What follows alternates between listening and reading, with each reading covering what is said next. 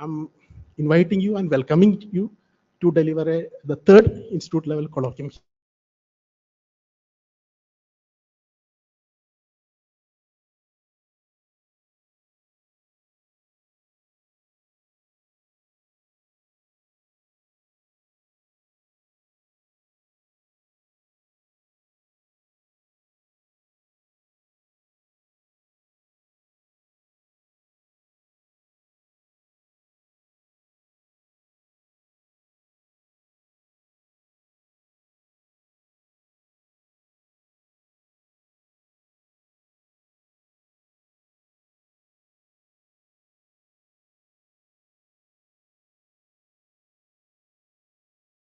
It was used.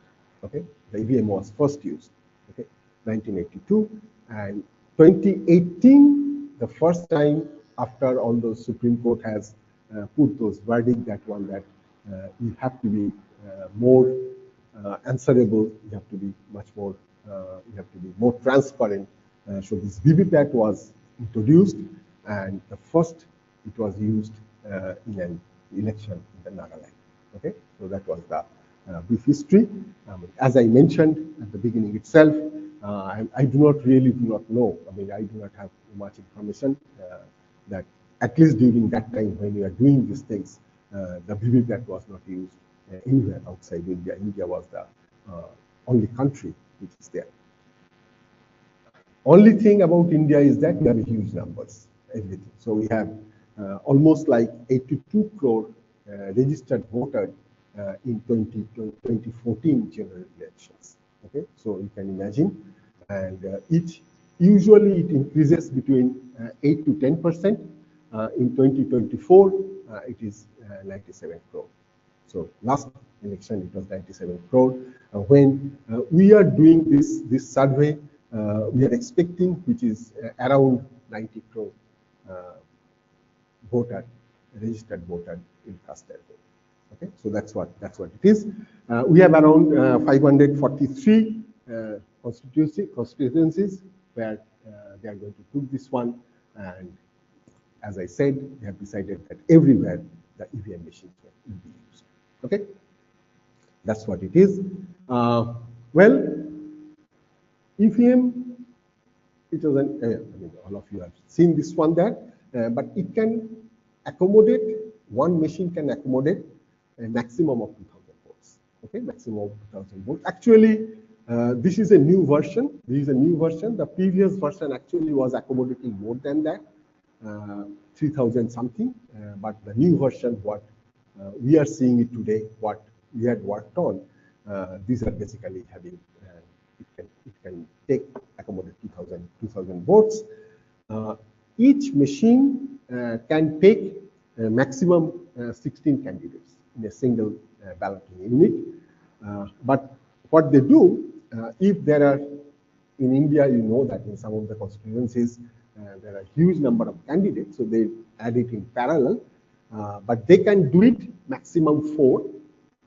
They can add maximum 4. I mean, I don't know whether they can do it or they don't do it more than 4. I really do not know, but maximum they use it 4. So if the number of candidates exceeds 64, then they go for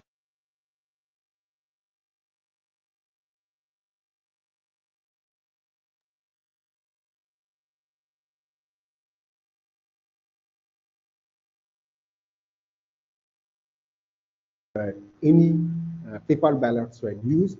That means where there are more than 64 candidates or not. I do not have the data, but that's what it is. Okay, fine. Before proceeding this one, let me just mention one more thing. We had met. We did not meet the election commissioner directly, but we had met many of his staff members. I mean, you are all these IAS officers. One thing was very clear. It was we are told. I mean, when we are discussing, they are saying this one, sir, look, there is no going back. I don't think we can go back to the paper ballot anymore, because the way the number is increasing, it is not going back. Only thing, I think we have to make sure the system, what we are going to use it, it is a much more robust system. Okay, that's the way we will go forward. So we have to try our best, and so that the proposed system, which is a robust one, that's what it is. And we believe this one that yes, I mean, going back to the paper ballot, waiting for 1 month to get these election results and all these things, I think nobody is going to take that one. So yes, that's what one of the things I think I should mention that also. Okay. So more than, you can see that more than 4 lakh EVM machines have been used in 2014, and more than 5 lakh EVM machine is used in 2024. So you can imagine the number of these things. I mean, that's what it happens in India. Whatever you do, the huge number always plays a big role. Okay, yes. So that is, I think, one of the obvious statement. It is obvious that 100% EVMs are not perfect. It cannot happen. We cannot believe, we cannot ensure. I mean, whatever system you do, well, 100% EVM cannot be perfect, and nobody expects that also. I mean, that everybody knows that every system has certain fault. So now, question is, how much you are going to tolerate? Okay, how much you are going to tolerate so that it is expected that some proportion is defective.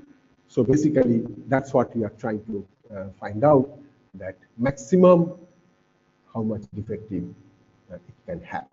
Okay, that's what the whole problem is. I mean, if it is a perfect system, well, no problem at all. And if everybody believes this one, that now I want a perfect system, of course, then all these things does not make any sense. But so that means that we believe that it is not perfect, but at the same time, I want to know what is the maximum amount of defective items can be there in the whole. Yes, please. Yes, I'll be coming to that. Yes, exactly. Yeah, that's a good one. Very good question. And that's the reason this one that in my talk says it's a statistical perspective. Yes, I'll be talking about that. What do you mean by the defective one? Yes, exactly. I'll just come in that. Okay.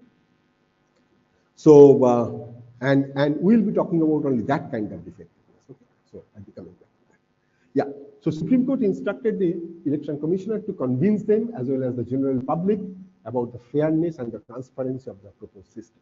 Okay? Whatever it is, I mean, I think it makes perfect sense. So that's what it is. Yeah. So I had already mentioned about this one, that well, the VVPAT, I mean, the way it works. Yeah. So it was basically, I mean, I think it was a pressure from the Supreme Court that the VVPAT machine actually came into existence. Okay, because they say this one that you have to come up with something. Okay, you have to come up with something to convince people. Okay, and I think this because of that, the VVPAT was invented and the VVPATs were used. Okay, and that's what it is. Okay. So exactly. So that's what I mean when I say this one. That well, because an EVM machine and the corresponding VVPAT will be tested. Okay, and basically they'll be looking at this one, that is there any discrepancy? If there is any discrepancy, I will call this one as a defective EVM. Okay. For example, I'm just trying to make it very clear. Say, for example, a EVM starts malfunctioning, it just stops working. We are not calling this one is a defective one, because what they do, they always add, say, up to that point, they are capturing the data, and from there they stop it, they put it another one, they put it that one. So those things are not coming under the defective one. So to us, the defective one is that whatever data we have, whatever information we have, that means I have all the EVM machines. Some of them maybe started malfunctioning in the between, so it was stopped at that time, but all these things were recorded up to that point of time that was there. It has been replaced by some other EVM and the VVPAT machine at the same time, so it has been recorded from that point itself. So that was the one. So that is not a defective one. Defective one are those where there is a mismatch between the EVM count and the VVPAT count, the physical one and the electronic one. If there is a mismatch, those are the only one which will call as a defective one. Otherwise, okay, that's what the defective definition to us.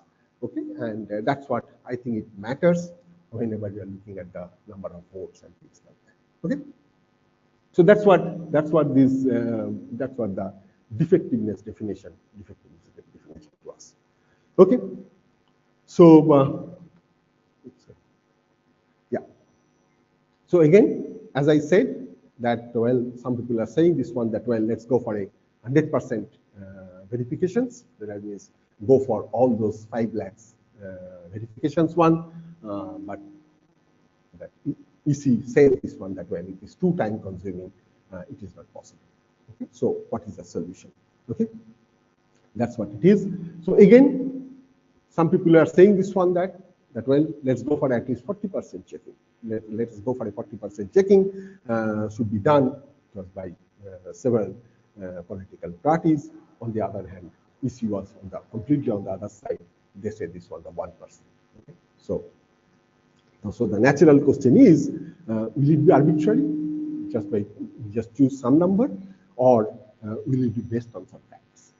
So this is basically our question, what we are trying to answer from all these things.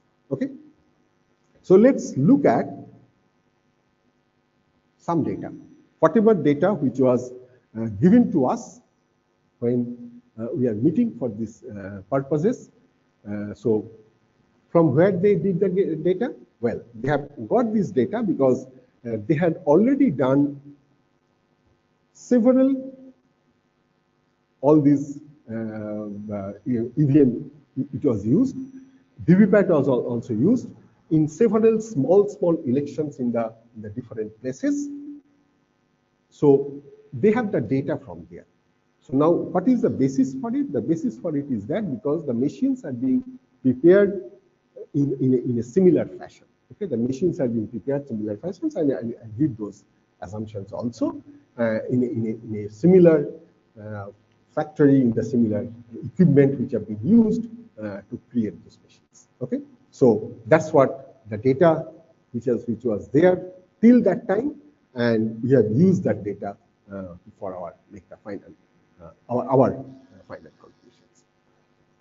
Some simple notations we need to use, and well, what we call this one as N, capital N, which is the size of the population. In this particular case, is the all EVM machines. Okay, that is the total size of the population. Capital P. So in this particular case, as you can see, it might be 5 lakhs or 4 lakhs, whatever machine. By the way, there is one more thing I just like to mention that well, actually it is a slightly more than that. It is not exactly those 4 lakhs number. It is slightly more than that. The reason is that, as I said, because sometimes it starts malfunctioning in between. That time it is being added with another one. So that's the way it is not exactly those number. It is sometimes a little bit more than that also, because that's the way it works. Anyway, so capital N, which is the total number of EVM and the VVPAT, total number of EVM which was used, so that is capital N. Capital P, which is the actual but the unknown proportion. That's what you would like to know. Okay, unknown proportions which are defective. It can be 1%, it can be 10%, it can be 2%, whatever it is, we do not know. We would like to see with a reasonable accuracy. Okay, that's what it is. Small n, which is the size of the random sample. That's what we are trying to find out. That's what we are trying to find out. What should be the sample? What we should choose from that capital N, and P hat, the proportion of defective EVMs in the sample. Okay, that's what you observe. You can think of this way. I mean, that's what I was looking at it. Suppose you have a big basket. You have a 5 lakhs ball. That is a white ball. Out of that, maybe capital P percentage of small balls, black balls, and you are choosing small n balls from there, from that big capital balls. Okay, and of course, those things are well mixed.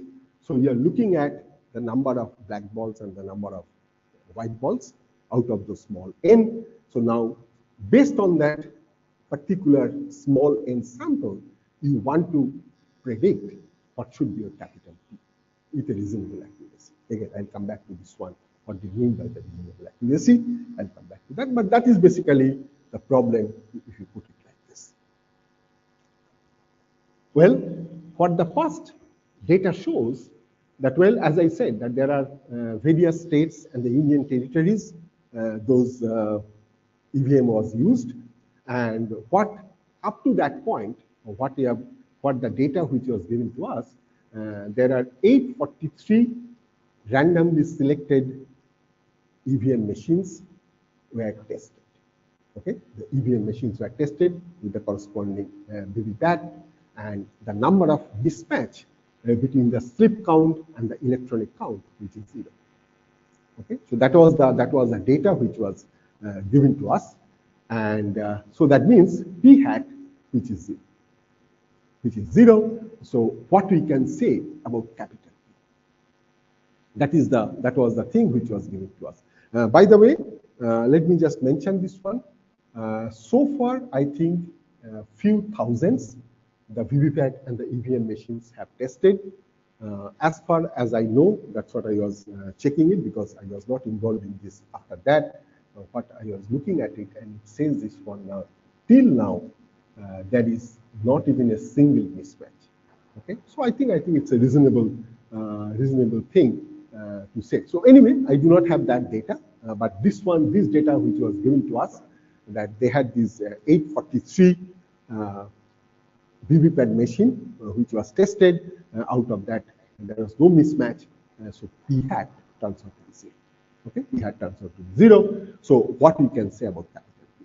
So that was the question which was given to us.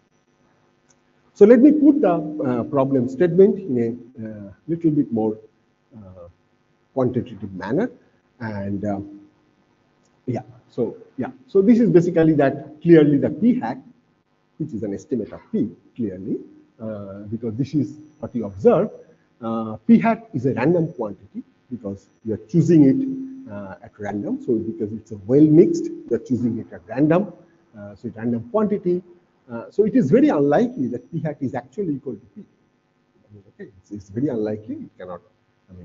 Well, there is a positive probability, but it is not a very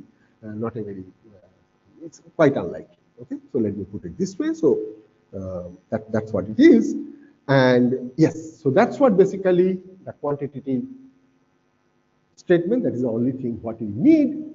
But it says that, well, let's look at the difference between. That's what the reasonable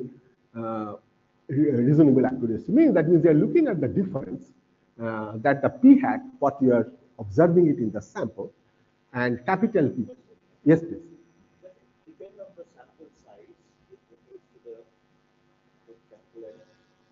the sample size. Because you mentioned, So that is a small n. Yeah, P hat. Of course, P hat is a function of the sample size. Yeah. So yes. This assumption. Yes. If the sample size, the ratio of the sample size to the P hat is too small, whether that has any effect on the. Yes, but that is an effect, and it will be in our benefit. Actually, that's what we will show you. Okay, that is precisely what it is. Yes, exactly. What you are saying, it is absolutely correct, because my P hat, which is a function of the sample size. Clearly, so suppose I have a n is equal to 100, I'll be getting one value. If I get n is equal to 1000, I'll be getting another value. Okay, fine. Okay, so that is, of course, clearly it's a function of sample size, and that will reflect, and that actually, in fact, that is needed to come up with a proper n, because what I need that, well, this P, which is a true value, I do not want that this P hat, which I'm going to observe, that should not be more than that I will decide, which is reasonable to me, maybe 1%, okay? That should not be differed by more than 1% with a probability, maybe I'll need another 1%. So I do not want this particular probability differ by this more than 1% of the time.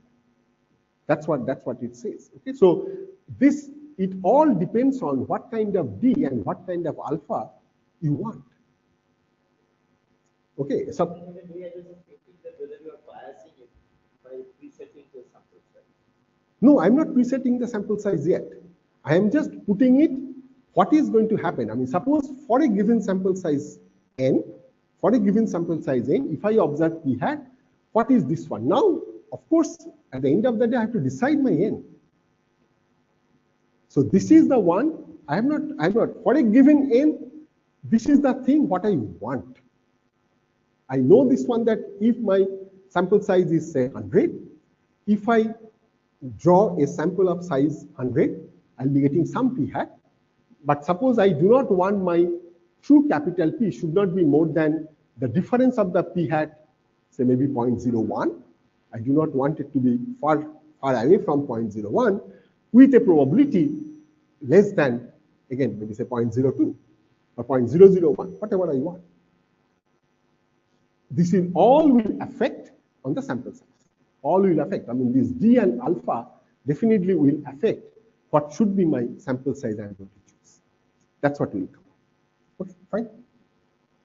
So that's what it is. For example, I mean, suppose I want my D to be 0.01. That means 1% error. I just want 1% error, and it is, see, I mean, you can put it the other way also. I mean, say, you can put this one that p hat minus p less than or equal to d is greater than or equal to 1 minus alpha. So what you mean that your capital P is within a 1% of the true value, maybe the 99% of the time. That's what it is. Okay, so the difference between the capital P and the small p is less than or equal to 0.01 with the 99% of the time. That's what I want. Okay, so it will all depend on the D and alpha. I'll be able to choose the sample size n. Okay, that's what my aim is.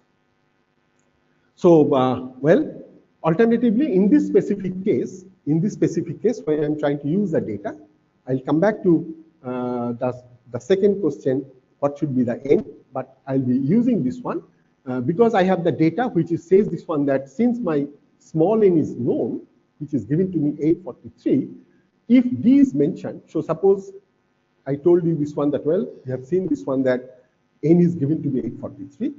What can I say about capital P? Okay, if I want to have this capital P should not be more than 0.01 because my p hat is already 0. What should be my capital N? What should be my, since my n is 843, what should be the alpha? What I can say this one that, well, probability that capital P is greater than 0.01. Okay, so because my p hat is already, I have seen it to be 0. So what I can say this one that my capital D, if you're looking at the previous one, my capital D is a 1%. So what I say that my capital P is less than or equal to 0.01, greater than or equal to 99%. Okay, so in this one, we are just putting it in a slightly different way.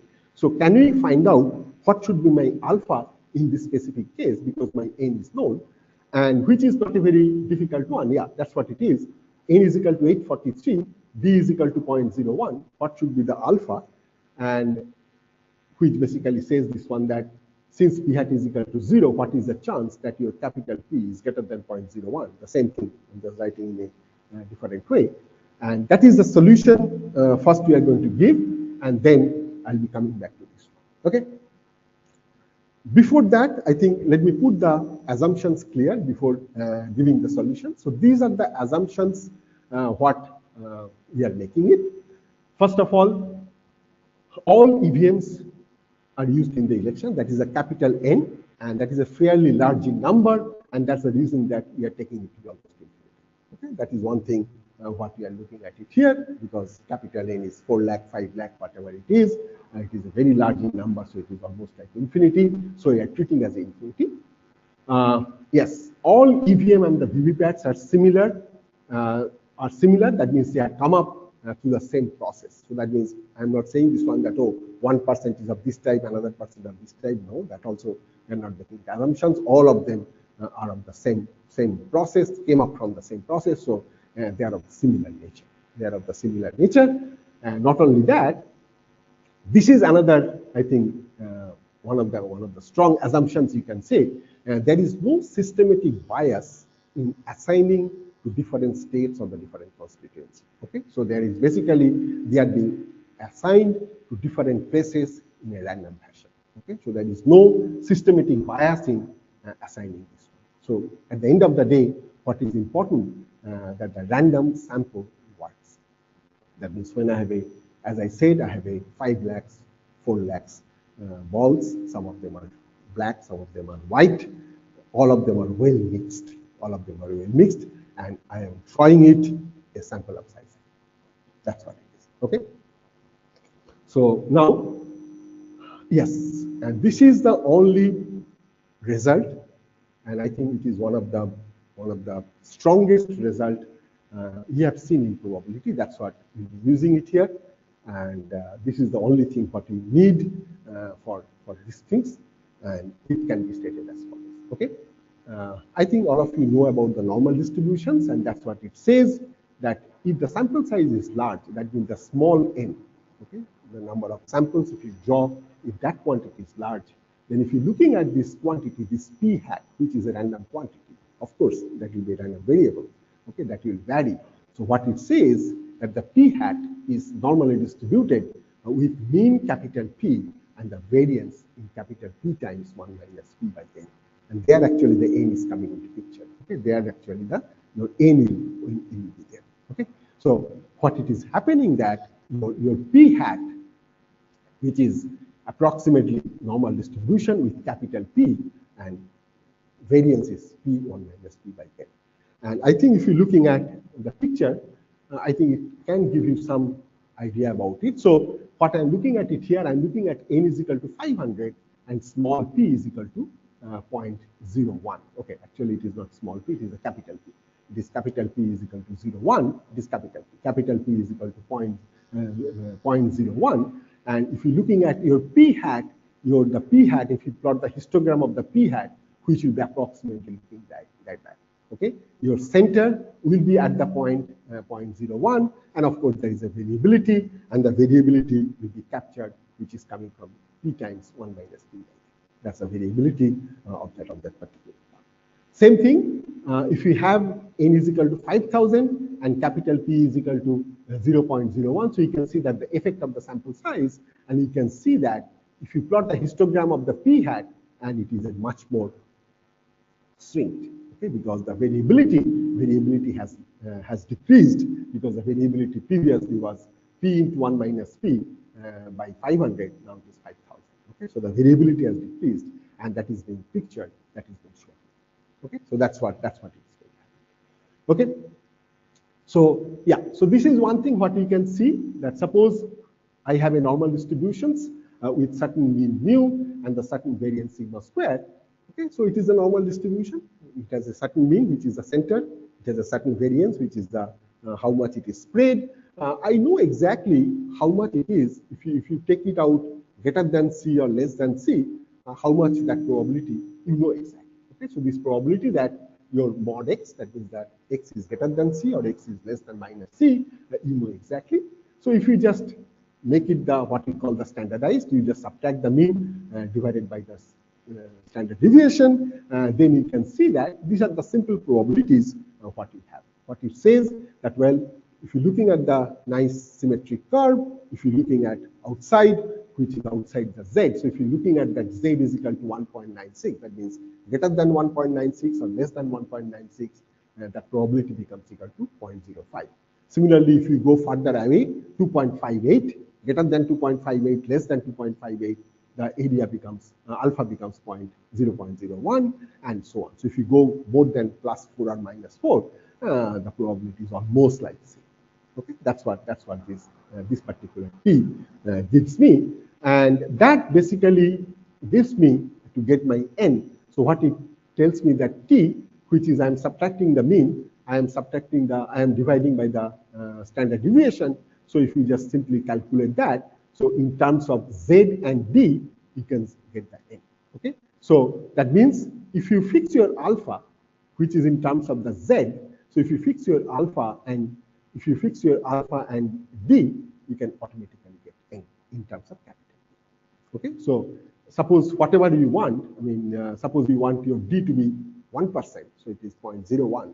Your Z to be, again, say maybe you want it to be 99% sure.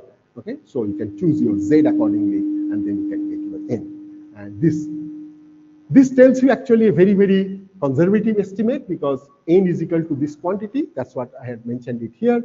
N is equal to Z squared P1 minus P, this square. So interestingly, if you're looking at this particular quantity, P times 1 minus P, this particular quantity, where P is between 0 and 1, I'm looking at a very conservative one. So the maximum value of P, which is simply nothing but 1 by 4. Okay, so N has to be less than or equal to Z squared divided by 4 times P squared. So I have the number depending on whatever my Z accuracy and I want. Okay, so that's what it is. So if you're looking at that, so in this particular case, suppose I'm looking at say 0.01 and alpha also 0.01, it turns out to be a very conservative estimate, turns out to be 16,000. Okay, 16,600. That's what it is, a very conservative estimate, by the way, because that is half. So now let's look at this way.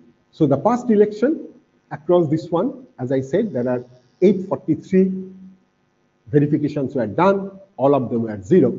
So one of the things what we are here, actually I'm going to use this data to get the estimate of the number. So what it says, it is clear that my p hat is equal to 0, so p is close to 0. But how close, we really do not know, and that's what I'm trying to look at here. Let's look at, suppose I take my d is equal to 0.01. So that means I want my capital P should be less than or equal to 0.01, and alpha is equal to 0.01, okay, which is almost like 99% accuracy. So that's what I want. P is close to 0. Of course, how close it is, how do you want to verify that? Let's look at the different values of P. Can you say that P is equal to 0.01? Can you say that P is equal to 0.001? Things like that, okay?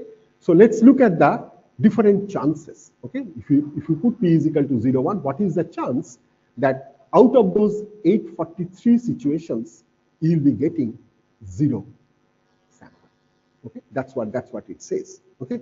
So let's look at that. Let's look at that for the, if we had actually P is equal to 0.01, 843 times, you are not getting any defective item, that chance is almost like 0.00021. So which tells you that, well, I mean, P has to be much lower than 0.01, because otherwise you would not have got 843 cases. All of them are good. They are matching all the time. So that chances that, well, if your P was actually 0.01, so your chances are almost like 0.000.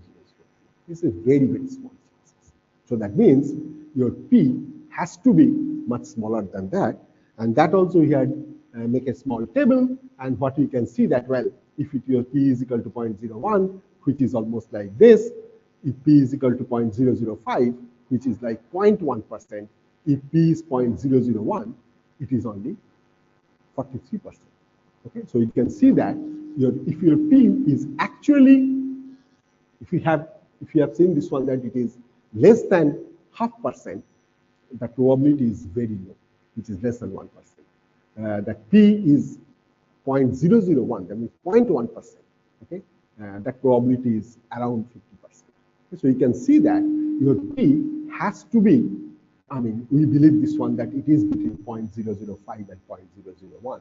That's the way we are looking at it, because the chances of getting 843 without failure, if it is P is actually 0.001, chances are 43%. Okay, half of the time. That's what we are trying to looking at here, and that's what we have obtained. That, well, you can see that we are putting this bound now very, very small. It is not 0.01. We are putting 0.001. That means it is a 0.1% difference. Okay, rather 0.01% difference, 0.1% difference. Yeah, and this quantity, finally your answer gives me 12,257.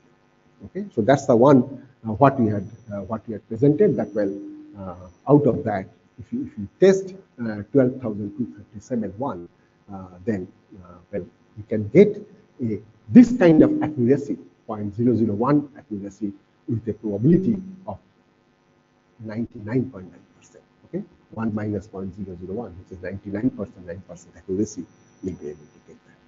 Okay, so that was basically our recommendations, and well, based on that, actually this one was presented. I mean, not all those technical details, but some of the things, but some of the other tables also, and so that's what their final verdict was. There is not enough evidence why EVM and the VVPAT should not be used, because it has a reasonably good accuracy, uphold EVM and the VVPAT system. That's what the Supreme Court told. Well, it is actually less than 1%, but Supreme Court has mentioned this one that well, for a greater, I would say, for the confidence of the people, they had suggested that you can go for a 5% cross-checking between the VVPAT and the EVM machine, just to have a more faith in the system.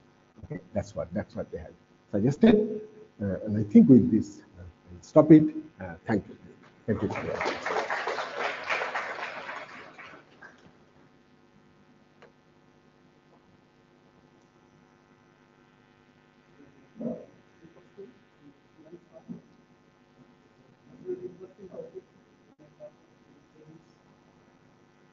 Yes, please.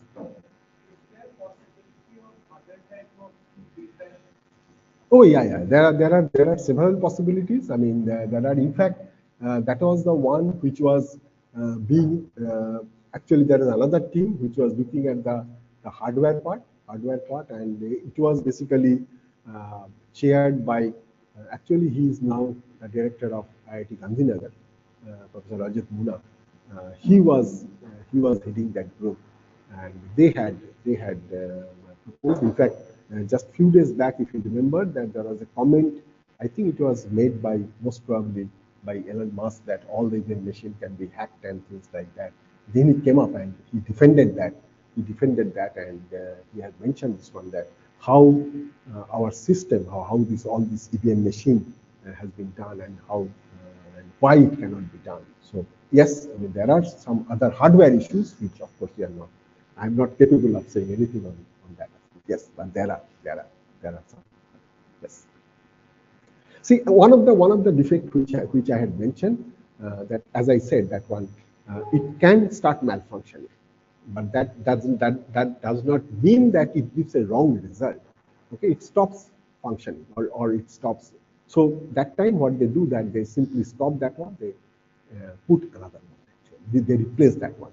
So they keep that one till that point, whatever it is, they keep that one, but they replace by the other one. So you can call that is also a defect, but that not comes under this. One advantage is that this digital thing, it uses some actual paper and printout and stuff. Yes. Why is there no other way to do it that would not require so much? That I do not know. That is not in our. I do not have any expertise on that one. Again, that will go for a much more, I think, on the whatever the hardware, mainly the hardware one. But I do not know. I have no idea about that. Yes. But you need some physical thing, because otherwise, yeah, I mean, that's what I think that is important. Okay, you need some physical.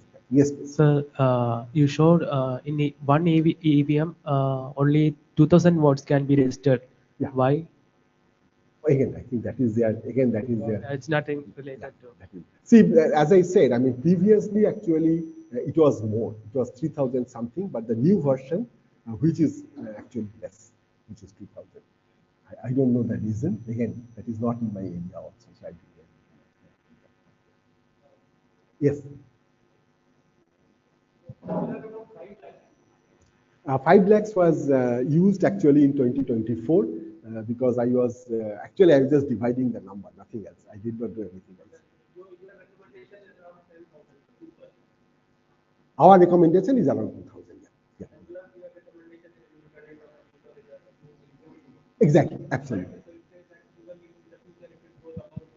Should not matter. Should not matter, provided all those assumptions are being satisfied. That is important. Yes, that's what I. Absolutely, absolutely, absolutely. Yes. Then why should ask my question? Again, I mean, see that's no. In fact, they said it also. They said it also. But they say this one that well, it's just to keep the people a little bit more. People should be guided by facts. Yes. Yeah. What is that? 836 or something. What that number you arrived at sample size? Yeah. No, 834, the number which was given to us that time, VVPAT was not used. See, because no, that was before we had, yeah, because now actually, if you're looking at, I was just checking this one that in the last one, 2%, even in the recent Maharashtra election, they had checked it, I think, around more than 1200, and none of them are wrong. All of them are matching. Okay, so if you add all these things, you can see this one that now you had a much more data, but of course you are not. No, but your calculation says that 12,000 something is required, no? That is based on that 843.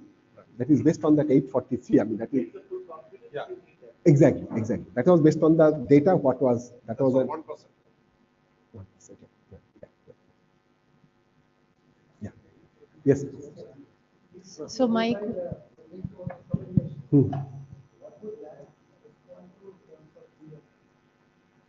I think it will be around 5-digit 0.0001.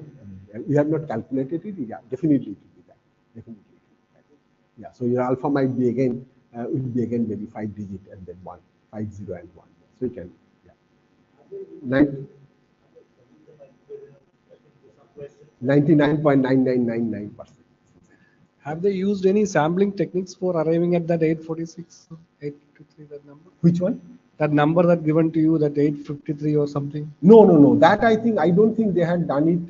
They are just doing it at random during that time.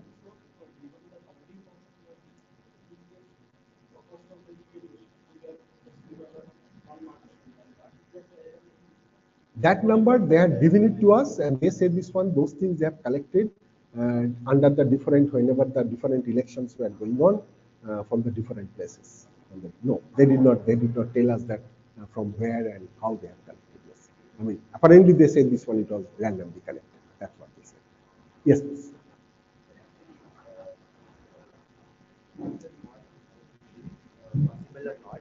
That instead of one person casting vote on one EVM, can he cast vote on two EVMs? Just thinking.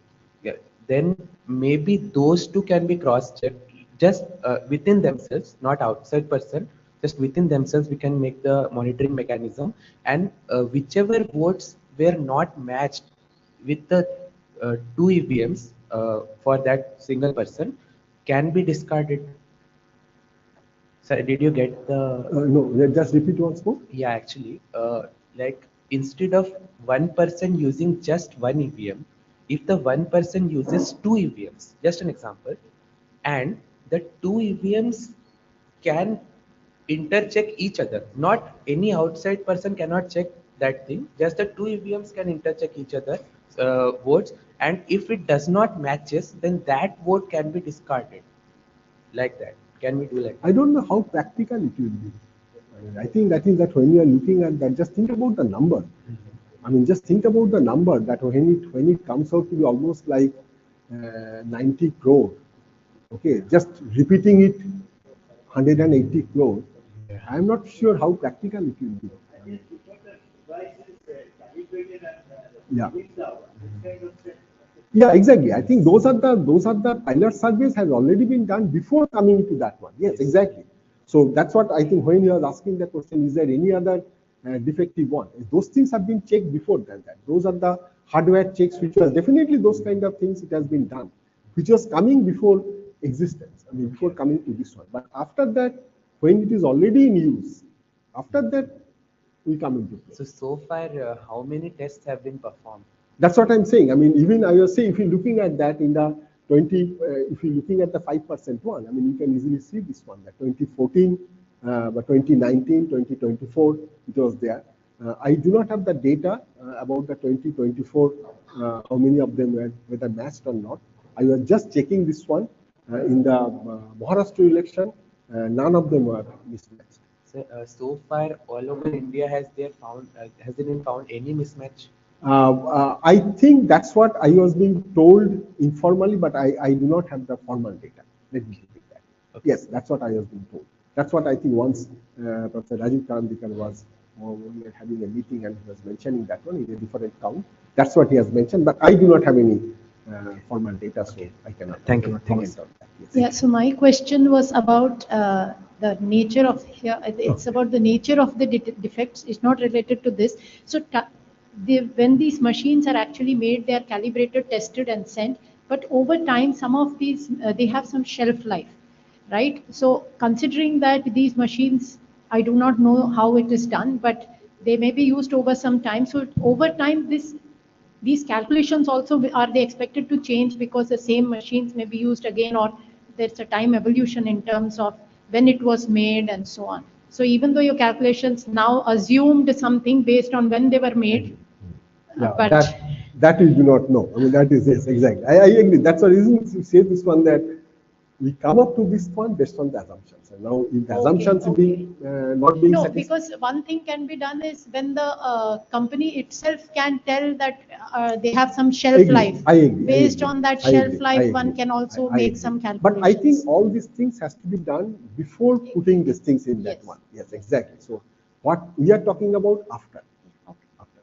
Yeah. Sir, yes. You have explained the statistical part very beautifully. So my question is, how do you convince a lame person who has no prior knowledge about statistics that about your theory?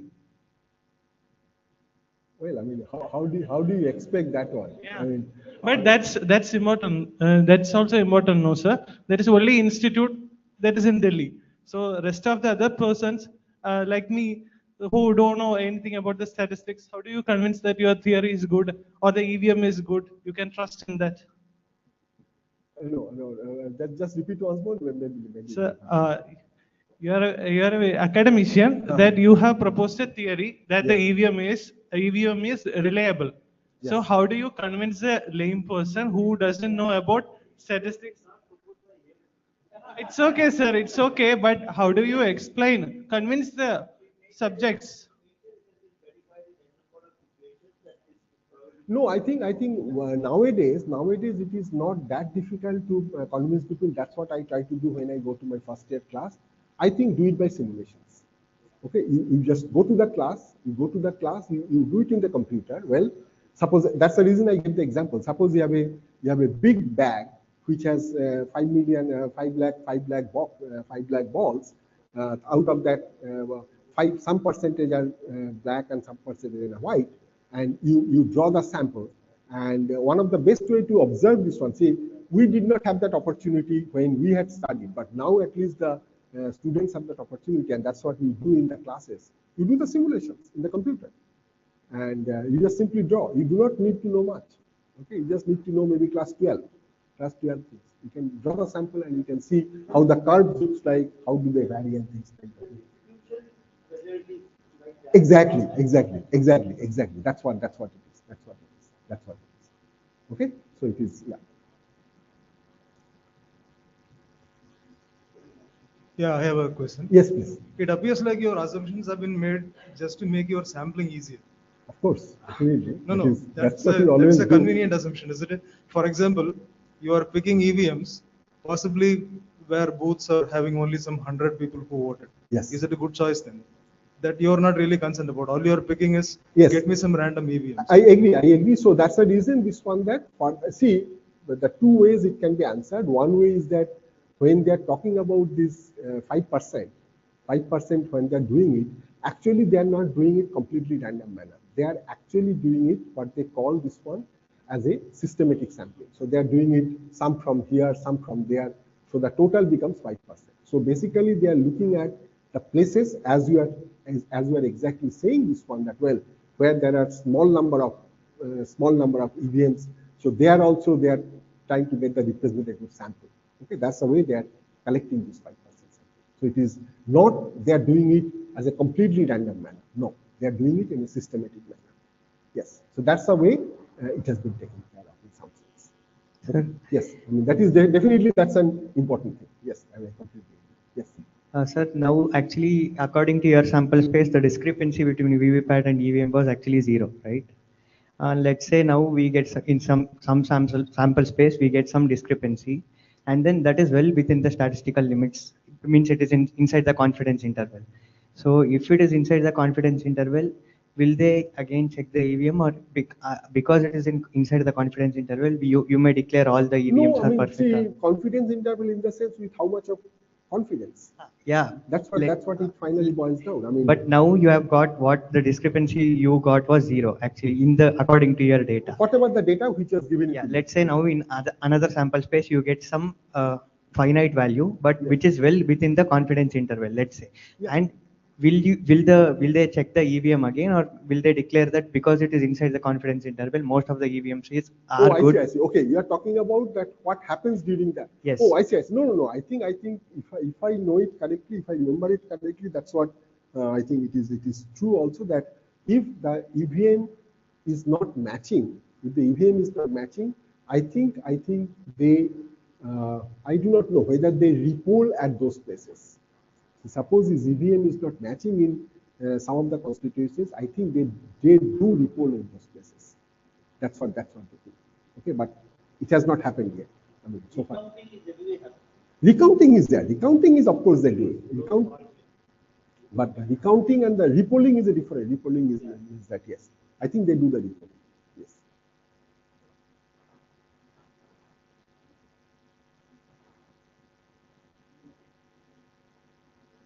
Hello. Yeah. So I have a doubt in that calculation thing. Like you have defined capital P as a number of unknown defectives. Proportion of defectives. Yeah. Yes. And then like after a small p hat minus p, capital P, that is greater than D. We are fixing D and alpha, right? That is 0.01. That is 0.001. So again, we are fixing capital P. That is number of defects in the total sample, like 5 lakh. Then we are getting a small n. So it's not like we are already fixing the capital P from that capital N, and then we are getting the small n. No, capital P is a fixed number. No? But we are taking 0.001, right? Capital P. Capital P is not getting 0.001. No, capital P, see, capital P is a fixed number. Okay, I cannot change that capital P. So now, what I got my P hat. Now, based on my P hat, I am trying to come up with a conclusion, reasonable conclusion about capital P. What do you mean by that? I am trying to say this one that, well, my P hat is this one. Can I say, based on the P hat, based on the sample size, can I say that my capital P and the small p hat, they differ by this number, okay? They differ by this number with a less than or equal to certain probability. That's what I am doing. So capital P is a fixed number. So this D and alpha, D gives the difference and alpha gives the probability. Thank you. Yes, please. Yes, yes. Then everything is a problem. Some proportion, defective ones are. See, that's what I think one of the questions which has been asked. Yes, I mean, let's say for example, yeah, of course, any will increase, and that's the reason this one that when they're talking about the 5% one, they do not do it at a random manner. Actually, they do it in a systematic sampling. So where there is a small proportion of EVM machines, they have to have some kind of a representative sample from there. That's the way they do it. Okay, that is one way of trying to take care. But if there is a completely heterogeneous, I do not know. I do not have the answer for that. But this 5% is for every constituency or overall 5%? Overall 5%. Overall 5%. We are not talking about any individual one. We are talking about the overall one. So it's follow up to what sir asked. It's like when we say 843 random sample, how do we ensure it's totally random? Like since there are a lot that's of what they had present. given it to us. That's what they had told us. We do not have any control on that. We do not have any based on that fact. That's what I said. On that one, that is completely random because in a constituency you are selecting some machines randomly from some groups only. Like how do we ensure that is random, totally random? Because so many biases are present in constituencies working here. election commission itself, they are instructed to select randomly, so maybe some in the constituency, some 20 booths are there. They are randomly picking 2 or 3 booths. So there is no such a special interest is reflected there for some. That's what I am understanding. Some random sampling technique. I mean, that's what they have told us actually. That's the way. I mean, we are starting from there. I mean, we are not questioning about that.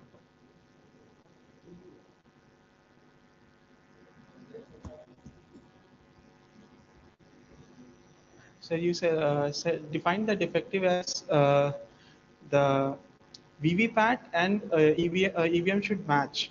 But what if like they are 2 different machines? What if they are already process defective?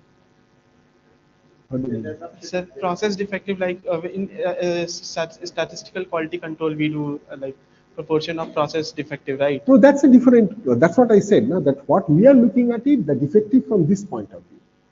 That's what. From the statistical point of view, when there is a mismatch defective was defined for this. Exactly. That's what. That's what. Yeah. Any other question? Sir, I have a question. Yes. Regarding, we are looking at the number of defective machines, and basically it is assumed to follow a binomial variant. But in that, the proportional defect is very, very small. Actually, we can expect that P may be very, very, very small, maybe near to 0.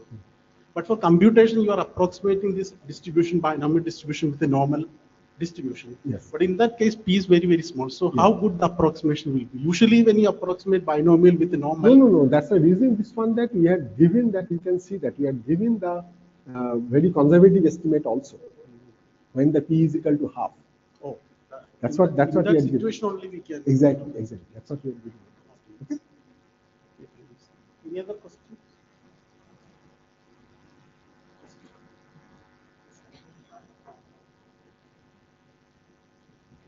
Thank you, sir, for your nice talk. Now I'll invite our director, Professor Banerjee, to hand over a memento. It's a tiny rocket to take you to space. Oh my God! Okay, thank you very much. Thank you very much. Thank you very much. Thank you. I'm really honored. I think tea coffee is outside, so let us